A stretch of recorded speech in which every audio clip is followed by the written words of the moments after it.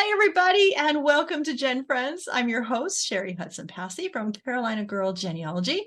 I've got Melissa Barker with me tonight. Hi, Melissa, our archive ladies in the house. Hi, In the everybody. Glad to archive. be here. Glad to be here. Glad you're here too. And we've got Laura Hedgecock from Treasure Chest of Memories. Hi, Laura. Hi, everybody. It's always good to have you here. Thanks for being here tonight. We have a very special guest that we are so excited to talk to. We've got Aimee Cross, and I know that you guys know her from her YouTube channel where she gives lots of genealogy hints. So it's Aimee Cross and it says Genealogy Hints. And you've got some fabulous, fabulous videos out there. I encourage everybody to go over there and watch them. They're wonderful. How long have you been doing this? I'm getting close to 2 years. In September, Oh. it will be 2 years now. So it's been a while. Yeah. But it's been a journey, that's for sure. How'd you I've come learned up a with lot. it? How did you decide to do it? My son actually, he's a lot of 30, he's 30 something, and a lot of kids, he's not a kid, but anyway, they they're love always to say kids he's to my us. kid, right? So that's what I Right. say. If he sees this, he'll yell at me. But he is really into YouTube. He loves watching YouTubes, and he said, "Mom, there's some people that are doing genealogy, but there's not a whole lot of people in the market. And actually, a couple people have come into the market stronger, actually, after I started." And he said, I think you'd be good at it. You should do this. Wow. And I was in the middle of redoing the house that I'm in right now. And I make more money as an electrician or a plumber than I do as a genealogist. So I was doing my house, and I said, and we were in drywall dust and everything. And I should have done it when he said, because that was at the beginning of COVID, and that would have been a really good time to start. But I didn't. I finished my house. And so then I started kind of after the COVID curve. And so it would have probably been better if I'd started sooner, but I just didn't have the bandwidth to do it with the work that I had and the work I was doing on the house. So I was fine. He was going to do it with me, and I was finally ready to do it. And he started a business, and then he couldn't do it anymore. So I had to do it all. And so I was a little bit irritated about that because I didn't know how to edit video. I didn't know how to do so much of it. So They're so good. Your videos are so good. And you're just talking about how other people started up, but there's room for everybody. And that's the beauty, is there really is room, because everybody's different. Everybody approaches topics differently and everybody learns differently. So you could sometimes, I know, especially with topics, say DNA. Say DNA. I could go to class after class after class, all these different people, and then one person who's really teaching the same thing, but just the way they've taught it, it's like a light bulb goes off. So there's room for everybody. There absolutely is room for everybody. So yeah, I think so too. And it's been fun. I've met a lot of wonderful people. A lot of the other YouTubers I met at Roots Tech this year. Yes. And I hadn't met many of them before. And they're so nice. And I've made a lot of wonderful friends through this process, and you guys, and I've met a lot of really wonderful people that I wouldn't have met had I not, if I was just still working professionally. I was in my little, office, always working, and it's expanded my horizons and helped me meet a lot of really great people. So I'm really grateful for that. Yeah. Roots Tech is good for that kind of thing. Is for, the networking and meeting people. Cause I think that's where we really started talking, is at Roots Tech. So yeah. I didn't know you at all until we met at Roots Tech. Yeah. And I'm so jealous of all your professional looking equipment and all that. And I'm like, and I've got my little iPhone, and I'm like, I've got to learn how to do these things the way they do. No, you're mixing me up with Connie Knox of Genealogy. No. She had all the equipment. I had a microphone, and I had my phone and a tripod, and that was it. Yes, but see, that's more than I had. So that's more than I had. So I need to learn the tricks of the trade too. But that would be a good question, though, if you were thinking of, or say you're just at a conference or a family reunion or whatever, and you want to record something to put up on YouTube for your family or whatever. What would you suggest people use to do that, to get some good sound and get some good video? Sound's the hardest thing, actually. It's been the hardest thing for me. And if you've watched my videos, you'll see that there's been a sound journey with some kind of failing beautifully. And some of them, when I actually removed, the sound was so bad, I just took the video off the channel. But cameras now, you know, iPhones and other types of phones are such great cameras that a lot of YouTubers have a special camera, and they video record with that, and I'm sure they're better. I just use my iPhone, and I have an iPhone. I just use that. I do have to hook up mics, especially like if I'm at home and the sound is controlled, like my husband isn't home and my grandkids aren't here and stuff like that, then I can just use the microphone off of my phone and it's okay. Yeah.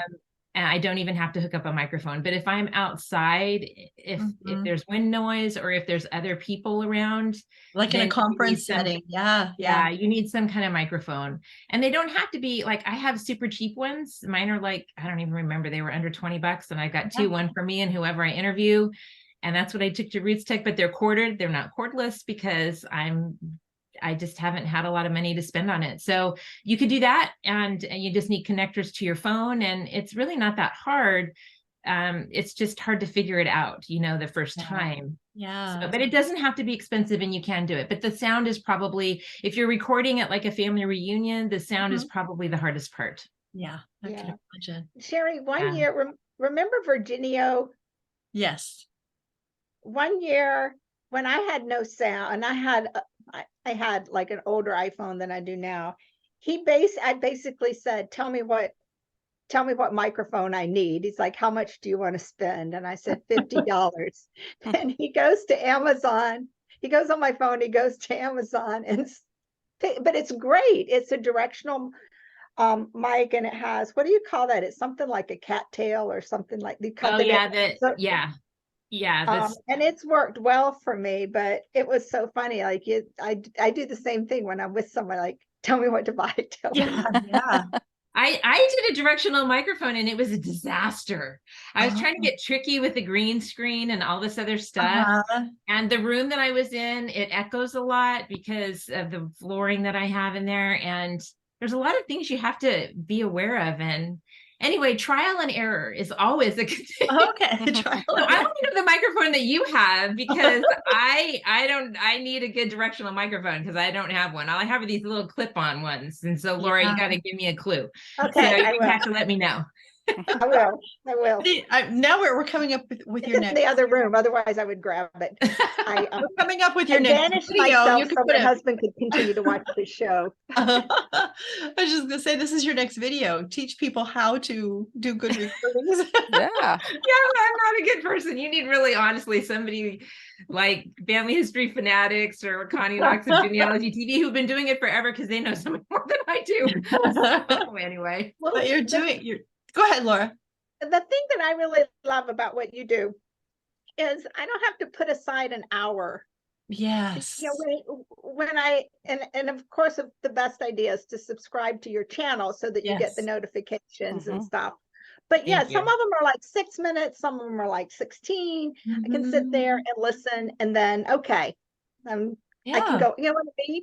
So I'm really interested to know how you choose. I mean, do you have a editorial calendar where you know what your little hints are going to be and what you're going to handle, or how do you think up? Because it's in a way a lot like blogging, where I sometimes I just hit dry spells. I'm like, what have I not talked about? So how do you handle that? Well, you've been blogging for longer than I've been doing this YouTube channel, so I think that that's part of the difference. In the beginning, I would shoot from the hip. As a matter of fact, my video with the most views is about what different websites, I use as a professional genealogist. I was sick and I needed to get some content, and I thought, I don't know what to do. I didn't used to record that far out. And I thought, okay, that would be good. People would like to know as a professional genealogist what sites I'm on most days, right? So I don't remember how many there are in that video. There's like maybe 12 or 15 sites I cover on that, maybe a little bit more than that. I can't remember. I don't even remember because I did it a while ago.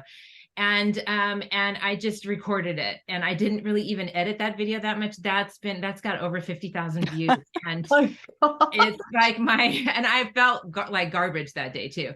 So I have no clue as to what works. I haven't figured that out yet. Most YouTubers don't. You do a video and you think, oh, this is going to be a good one. And it's not. And so I don't know the secrets to success. I'm just trying to put out content that will help people and help them, be better genealogists and help them spark an interest in genealogy or correct errors that I see a lot. Those are the things that I've been trying to do the most, because the majority of the people that I've really gone for in my channel are well, I thought I was reaching out more to beginning and intermediate genealogists, but when I was at NGS, I was at the National Genealogical Society conference in Virginia, and I actually had a lot of people come up to me and say something, and I wouldn't have thought those people watch my channel because a lot of them, do a lot of genealogy, but I realized that there's things that I know that they don't know. I would be much better at maybe searching something on Ancestry than maybe they've had the opportunity, or because I've done a lot of professional projects, I've encountered things that maybe other people haven't. So it kind of actually expanded my horizons. It helped me realize that some of my videos at least can really apply to anybody, and so that was kind of cool. But as far as content goes, I do have a calendar now. I do start to kind of plan things out. I've done really well this summer, but it was kind of okay, my mom, on Monday, she did laundry. On Tuesday, she did, I don't know, maybe you're like that. That's not me. That's not me either. I'm always, what do I feel like doing today? And what do I not? I have nothing to wear. I better do the laundry. That's me. Exactly. And so I've never been good at that. So I haven't really planned out. I really haven't. But my kids were here for 3 weeks this summer. And so I had to get way ahead.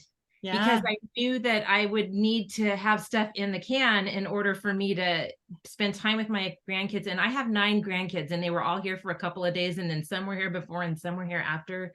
And it is insane. I mean, it was crazy at my house. There's no way I could have recorded a video with everybody here.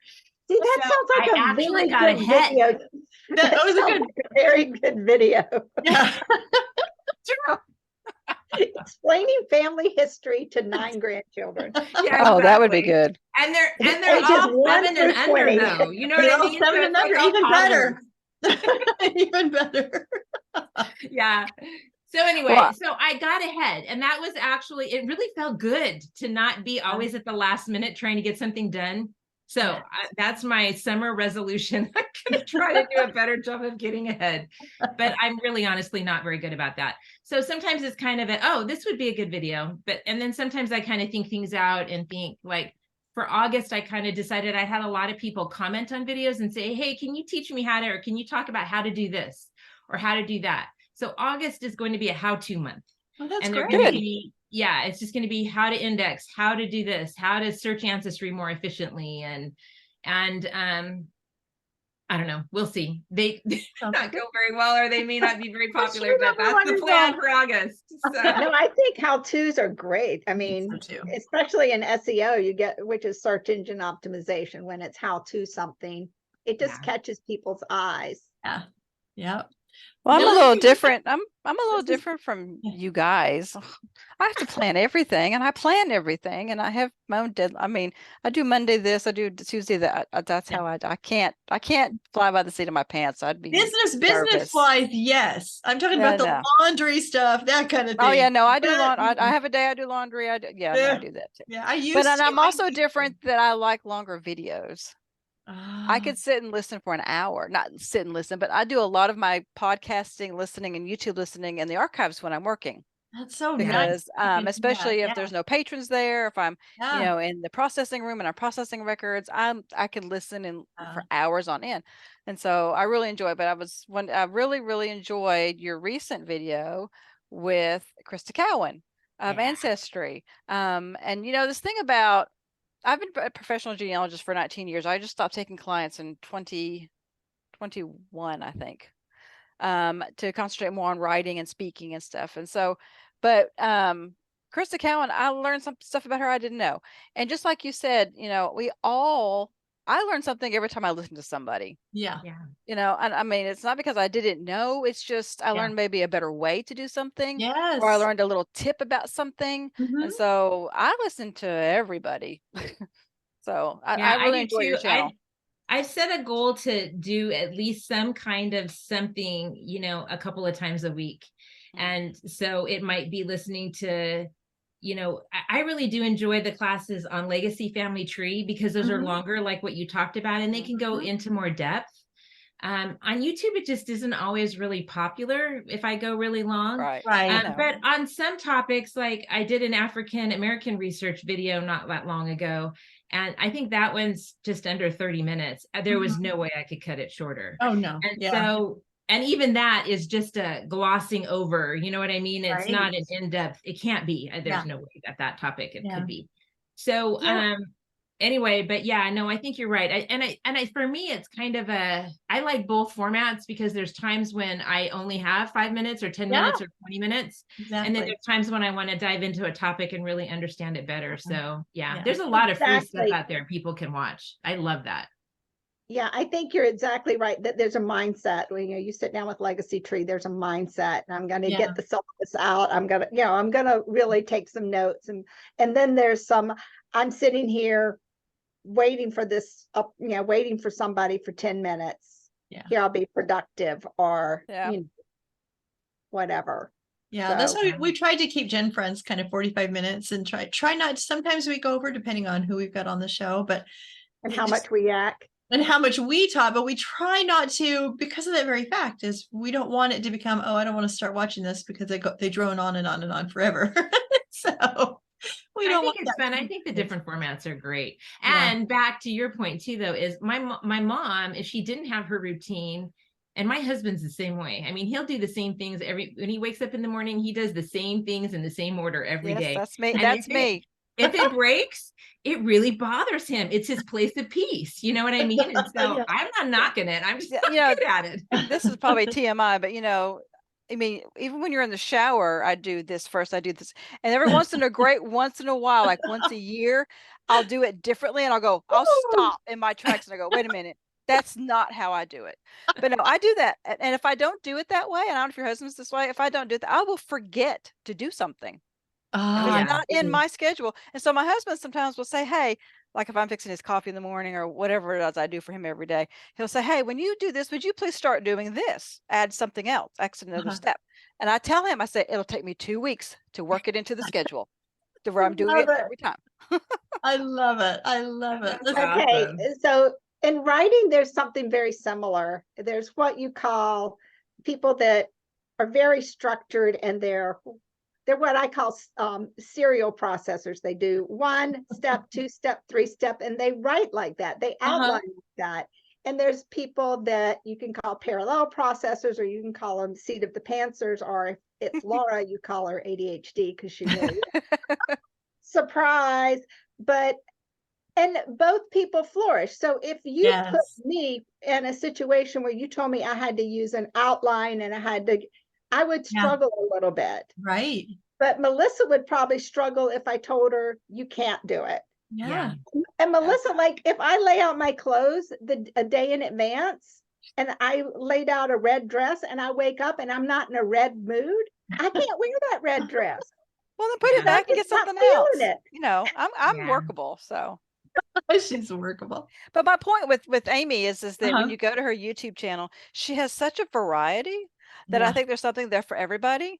And her interviewing style is just so easygoing, and it's so down to earth. Yeah. And it's just, and it really resonates with me, because I listen to a lot of academic things too, and sometimes the academic you're just like go to sleep. But she really has a lot of enthusiasm. You can tell she really loves what she does, and so I just think it's great. I agree with all of that. Yeah, me too. Me too. I appreciate that. I do love what I do, and I love genealogy. I love helping people find their family, and it's really rewarding to be. When I haven't done actually very many lately, but I used to do books for clients more, and I tell people I never handed a client a book and they didn't cry. I mean, when you find your family and you see, like, I tried to make very pictorial books when I did books, because I think the others are boring, and so I wanted it to, grab people's attention, but they would look through it, and I seriously, I never did have somebody cry. And so there's something really powerful about discovering where you come from. And it's so rewarding to be involved in it with other people. I love that. So speaking of that, do you get a lot of feedback in the comments from your videos? What do you hear from people? That's the payday. It really is. Because in all honesty, you don't make a lot of money off of YouTube videos. You have to have huge viewership in order to make money. And really the comments are really a payday. People are so kind. You know, you hear about other YouTube channels where people are kind of snarky and there's just nastiness in there. People that watch genealogy videos and family history videos, they're so nice. I agree with you. Yeah, because our comments they're always like, they're nice. They're not, they're agreeing, or they're just asking an additional question to whatever we've been talking about. So I agree with you. Do you get people that like tell you, because I know when Cheri knows this too, when you speak, a lot of times, and I talk about storytelling, and then afterwards someone will come up and they'll tell me a story, and some of the stories are wild. Yeah. Do you get it's really fun. Stories? Yeah, it's really fun. And one of the things that the YouTube channel has let me do by the exposure from the channel is I opened up coaching. And I don't do a ton of it, but I'll probably add a little bit more, but I love it. Because really, honestly, I was doing a lot of subcontracting and I didn't even really talk to the client. You know, a company they had me do a proposal, and then I would do the work, and then I'd submit it and they'd proof it, which is good because I don't consider myself a fantastic writer. So I'm getting better, but, and then, you know, but they had all the interaction with the client. And I do like working from home, but it's lonely. And it is to me, at least. And so maybe for some people it's perfect for them, and I do like it, but I loved opening up coaching because I love hearing the stories, and I love hearing the stories in the comments. Usually in the comments, people can't get into a really big story because there's just not space, right? Like if somebody walks up to you after you give a presentation, but in the coaching, I get a chance to hear their stories and hear the problems that they're having in their brick walls and try to help them overcome. I totally love that. So I prefer coaching than actual client work. I'd much rather do some coaching because I feel like I'm helping them learn how to find their people, and it's just rewarding. It's one thing if you find them and just hand them the thing and say, we found your people. That's exciting. But for them to find them because you help them figure out where to go and look, I think it's even better. Yeah. And the people that I coach come back they can quit anytime they want, but most of them have stayed for at least a few months. And so then they'll come back and they'll say, okay, I found this. And you know what I mean? And that was so exciting. And that's a payday, man. Forget the money I made. It's just awesome. They're so excited. And it's just a wonderful experience to help them discover those things. I'm with you. I think that's so true. So what's your goal for your channel? What do you see? I would have to be and have everything like that to totally be able to tell you that. To be honest, it's changed a lot, and that's why I laugh at it. My goal initially was to open up another way for me to find clients. That was part of it, but most of it was I wanted to help people find their family, discover their ancestors, and that's happening. And so I really do like that. And I actually, Connie Knox of Genealogy TV and I have become pretty good friends. And there was a time near I don't remember how long I had been doing it. It was maybe, I don't remember. I don't even remember where it was, but it's discouraging sometimes, especially when you aren't. I've been doing a lot better lately, but there was a period of time there when it was really, I almost quit because you don't really make anything, especially in the beginning. And I had given up a lot of client work to make time for it. And I just wondered if I was spinning my wheels, it was just really frustrating. But the client comments were so helpful.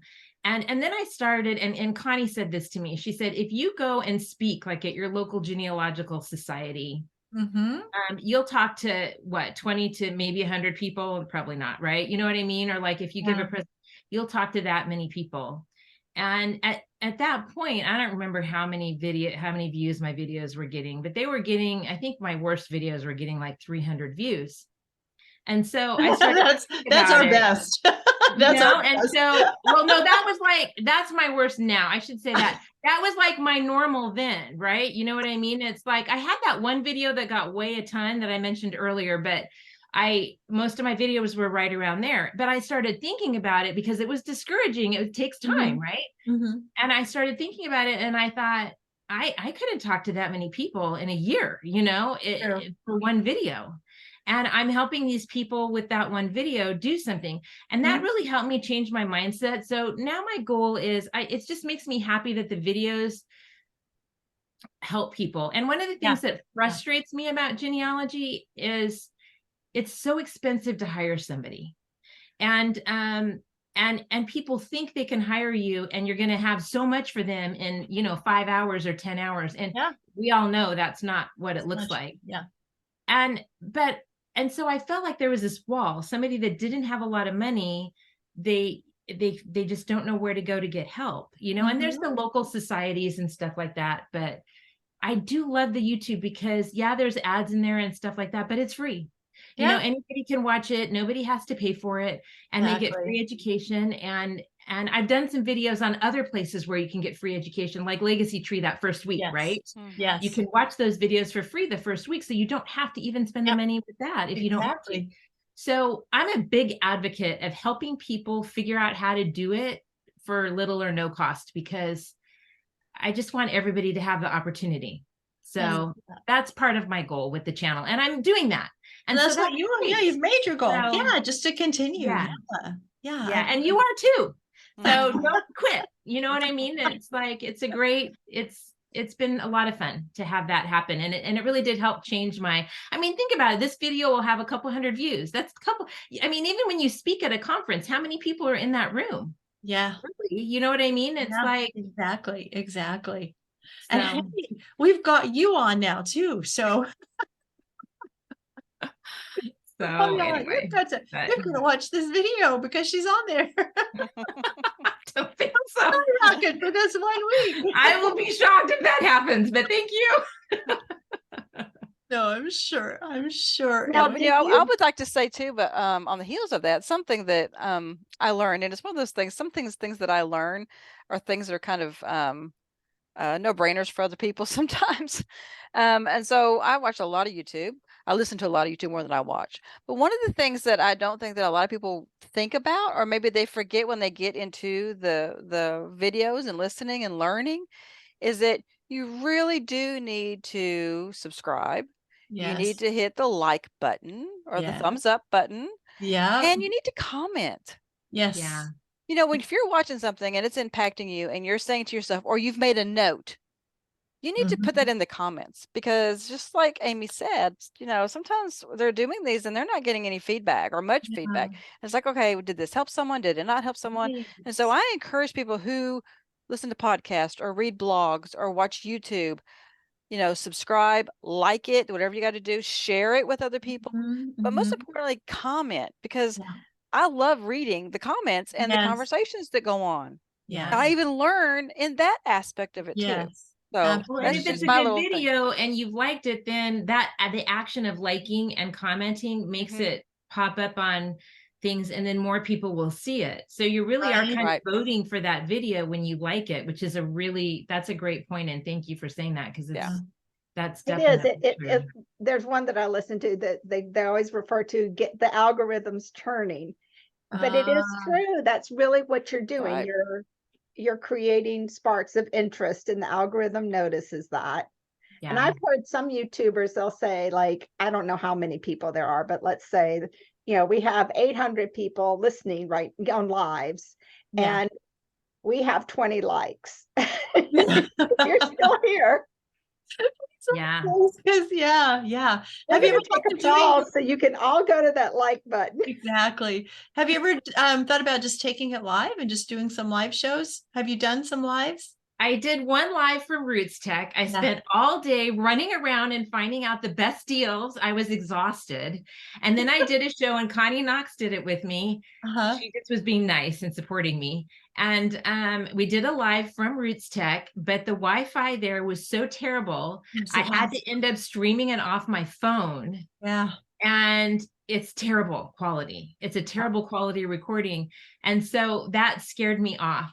So I haven't done any since then, but I would like to do more because I really do like to hear what people have to say. And then you can get into the stories. I don't know if any of you have seen, I mentioned it in the video you guys were talking about with Krista. She started this pajamas and pedigrees. I don't know if any of you see that. Yeah, I have not, but I'll tell you, you said you were going to put the link in your chat. And so, yeah, because I heard about it, not because I was doing something when I was listening, and I thought, okay, I got to go back to the chat and get the links. I'm sorry to interrupt you, but that's another thing that people need to realize is that when YouTubers do their shows or do whatever, they got lots of links underneath the video. Or even go to those links. Read those descriptions. Read the descriptions, and the links are going to be on there. Yeah, definitely. But yeah, I started watching that, and that's kind of like that. You know, you pay $20 a month, and she has like 3 a month, and she's just like doing her family history, and you're just watching. And I love it. I learn a lot from her every single episode. And so I've really had a blast with that. I like that format. It kind of takes, to do what she's doing, it kind of takes a certain mindset, because you got to be able to type and work and talk at the same time. And that's not always easy for some people. I think I could do it, but I'm not sure. But I kind of want to like do something like that because I think it would be fun. But I would like to do a live show at some point, but I haven't. Yeah, I haven't We've played with thinking about it too, and we haven't done it yet either. Yeah, it's kind of scary. Yeah. So, yeah. Anyway, Aimee Johnson-Crow does a lot of them. Yes, she does. In a month. Yeah. But yeah, I haven't. So I haven't. Yeah. Maybe. Now, maybe. Go ahead, Laura. Speaking of Roots Tech, I hear that it's going to be a much better situation with the sound. That's what I'm hearing. That they're going to give us a box that we can all yeah, especially for us video people. It was like I got nothing sound wise off of Roots Tech that I could use. Nothing, not one thing, other than that's from like when they did group interviews, right? Yes. If I interviewed somebody one-on-one, then I did. But if they had somebody come into the media area where there's a lot of different media people there, and they can ask them questions, there was nothing that I got that was usable that was good enough. You mean on the sofa areas? Yeah.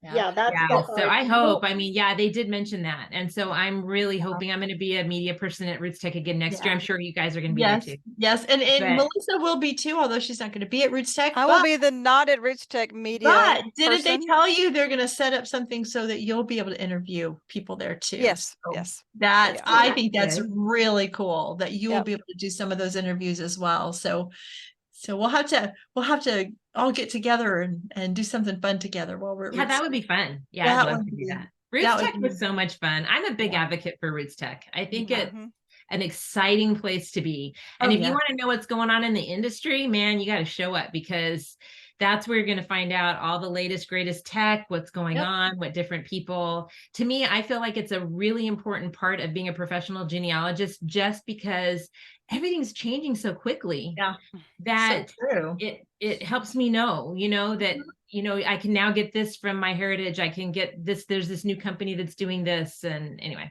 so.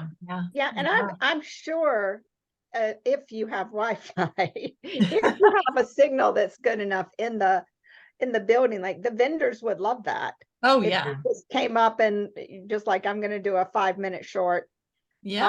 Just what you're doing here. Because they all have their elevator bitches. Yep. They know it.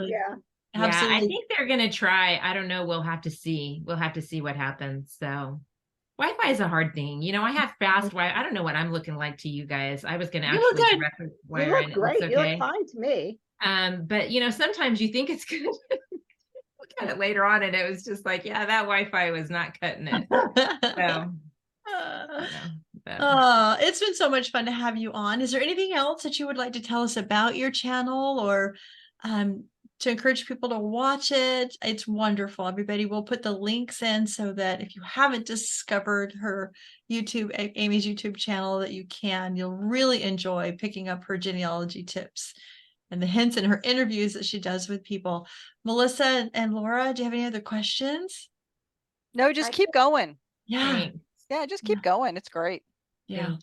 I appreciate it. And thank you to everybody that subscribes and watches the videos, because it is a shot in the arm when you get, you know, like people watching something, or when they have these awesome comments like we were talking about. It really does keep you going. So thank you everybody for doing that. I really appreciate it. Yes. So.